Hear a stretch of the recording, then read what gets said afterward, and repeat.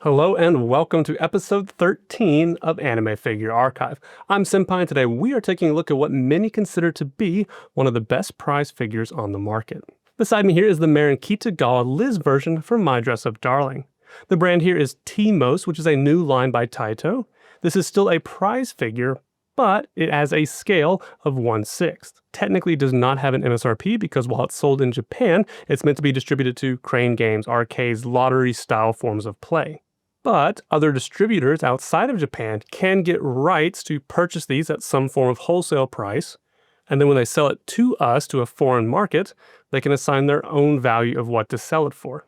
As an example, this figure is so popular that it's getting a re-release, and Crunchyroll has picked up the rights to distribute it here in the US. They're going to sell it to you for $24.99, and it's going to re-release in January of 2026. At the time of this video, Crunchyroll is the only one I see with pre-orders for this, but it doesn't say it's exclusive, so that should mean that other companies can pick up rights to it, such as Big Bad Toy Store. Re-releases are wonderful for this hobby as it gives those a chance who missed out on something to hopefully buy it at maybe the same MSRP price they missed out on, or at the very least cheaper than the aftermarket.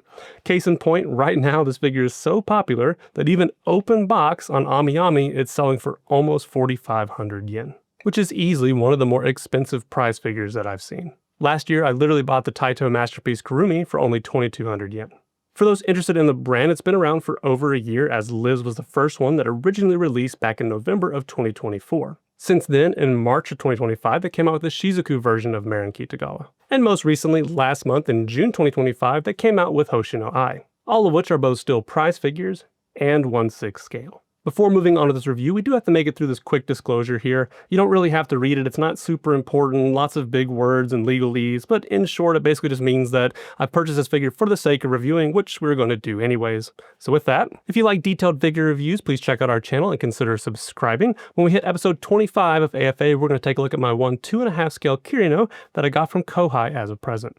Here's a first look at the box with dimensions in the corner. Technically speaking, this box could differ from the one that you received as they do change based on their purpose, like maybe the arcade machine, or simply for international sales such as this one. I've seen BuyQ bunnies, for example, that suddenly have an extraordinarily large box for no reason, but they were sold outside of the US. Due to the scale, I do want to show you the inner packaging of this figure as she's going to be larger than the box, so you can see here that they split her in two sections. And here's our first look at the figure, also with dimensions in the corner.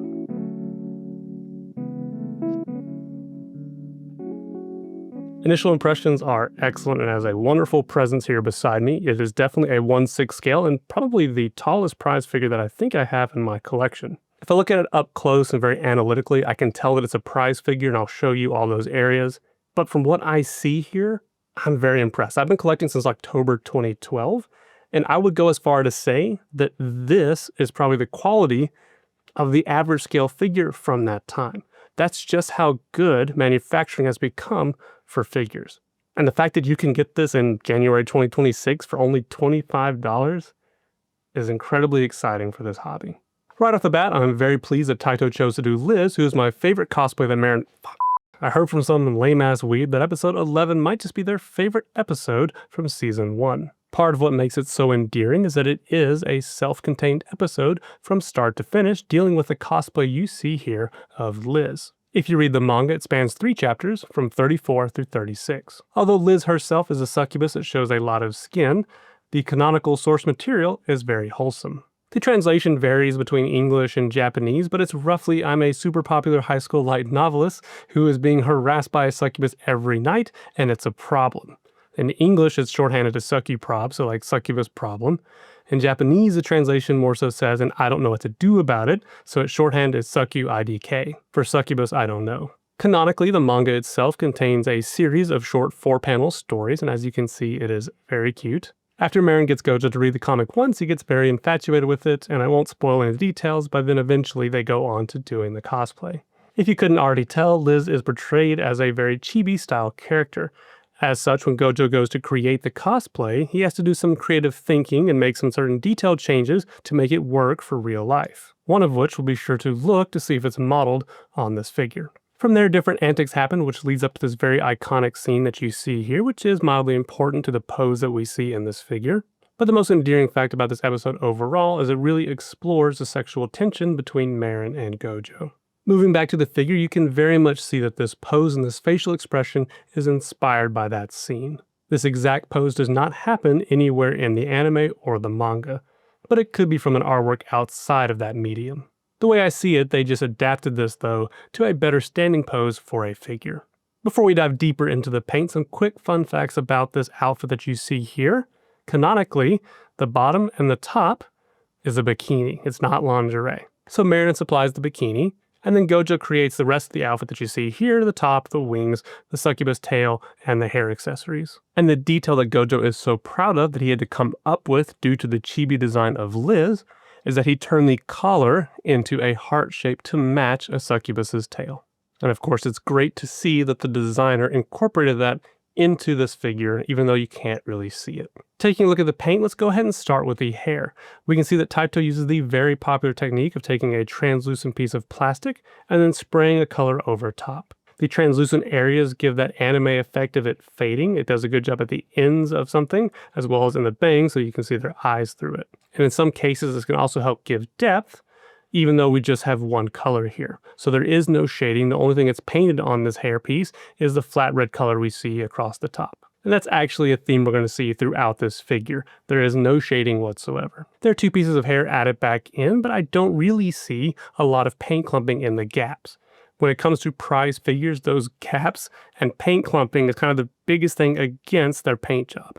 The good news is what we see on this figure overall is extremely clean and free of that clumping. On the front side, we can see that once again, there is no shading. We just have this flat red over top. I do have this one area of debris up under this bang for some reason, not really sure how it got there, but that's really all I can fault them on. We can see that translucent effect does look really good here and on the sides of the hair. And while we are here, take a look at this face. It is absolutely stunning. It is the singular best part of this figure. The eye decals look fantastic. Her eyeliner, the little eyeline above her eyelid, her eyebrows, her mouth is phenomenal. The print work is absolutely on point, and the details they have in those decals are so impressive. What we're seeing here is full scale figure quality. There are many figures that we have in our collection that don't even do blush when the figure is supposed to have blush. This does blush and highlights in that area. Take a look at that mouth. Even the inside has outlining to give it a greater presence and depth. It looks absolutely superb. Best part about this figure, hands down. And even on our in-depth rating scale when we do the big reviews, this would be a 10 out of 10 face to me personally. Moving down to the white elements of her outfit, we can see the collar and her cuffs. Once again, there's absolutely no shading, but overall the application of that paint is clean if a little heavy-handed. I'm proud to say that the only real area I see of paint bleeding is on her right cuff right here. And I do have a little bit of paint transfer on her left cuff that must have happened during the assembly process. Paint choice-wise, one of the only things I don't really like about this outfit is how glossy these lower sleeves are. In real life, this would be a very flat, black, almost sheer type of cloth for this sleeve, and so the gloss choice here just doesn't seem to fit. It looks very plasticky to me. In comparison, though, I do not mind that gloss color for the bikini because the material the bikini would be made out of would have some reflectivity to it. Looking at the frills of the bikini top, they have chosen to use a translucent piece of plastic, which does a good job of emulating kind of shadows and such because of the way the light plays through it. I do find that overall it's a little too glossy for what frills should be, but for the price of this figure and what they're doing here, I like it. And before moving on, we can even see that her fingernails are painted black, which overall does look really good. I've seen scale figures that significantly straighten out the lines more than Taito has done here. Moving down lower, we have a good cultured shot for those that like stomachs. We can see that in her bikini bottom, we have that same glossy black that we did on the bikini top, and the translucent plastic for the frills. And the succubus tail itself, also a gloss black. Flipping around to the back, we can see how they've painted the wing itself. You are not seeing shading, but rather a very inconsistent finish on the wing membrane. I'll show you what the front of it looks like, where you can see it's a much more even finish. Once again, continuing that trend of no shading. That being said, though, they did have to paint the forearm and fingers of the wing in, and the line work is very clean. Again, I'm very impressed. Moving down to the back, we might be looking at that weeb's favorite cultured shot. We can see the back of her bikini bottoms, and again, that same gloss black, and the continuation of the frills. Moving down to the legs, this is a good angle to show you that the skin finish is just not very consistent.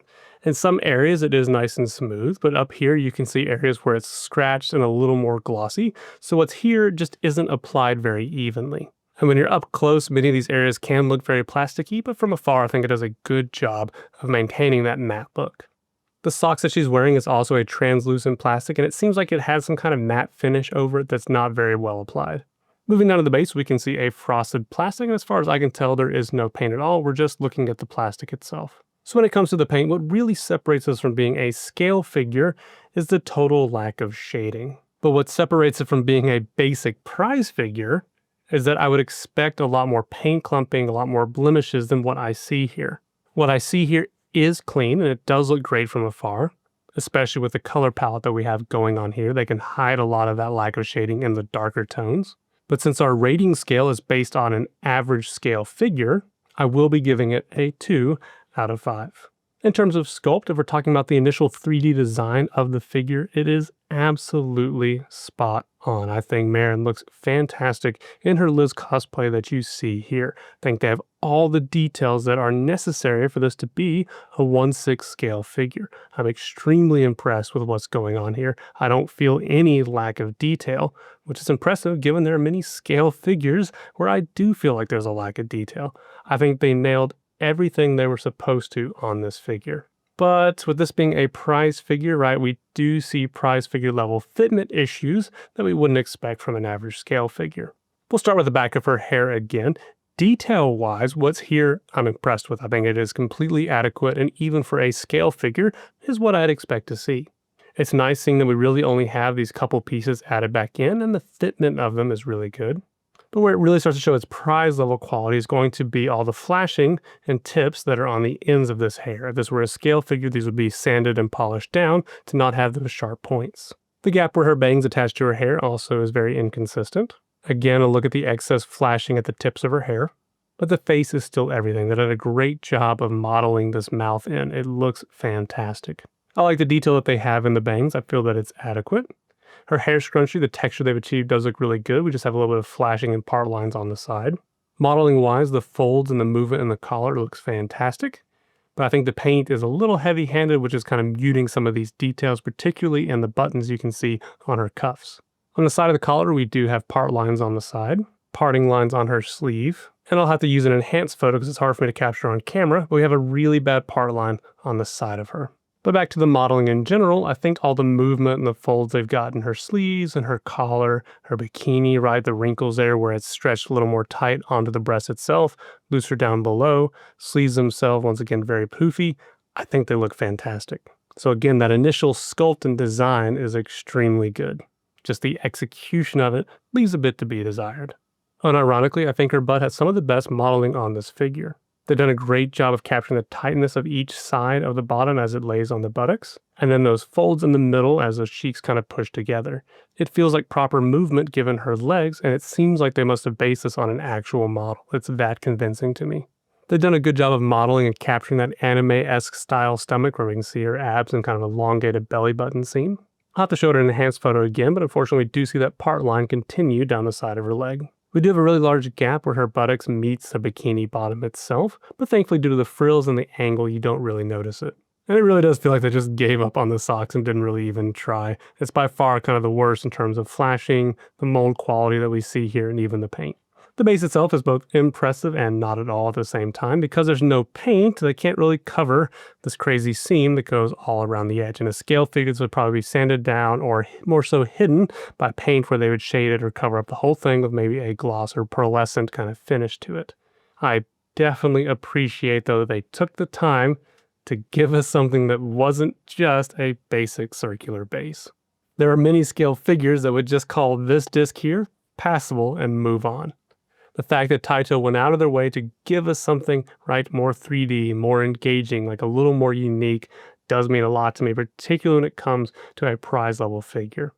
So this base in many respects is most certainly better than your average prize figure, and in some ways, at least in the initial design, gets you closer to a little more creativity than even some scale figures. But because of the lack of paint, right, and seeing that seam line, I'm going to go ahead and give it a 2 out of 5. And purely for the sake of comparison, if you wanted to see what a comparable scale figure version of this would look like, this is Succubus Lulumu by Bear Panda that had an MSRP of 7,100 yen. You can see there's a lot more modeling going on because they've turned it into a pillow, which follows the artwork.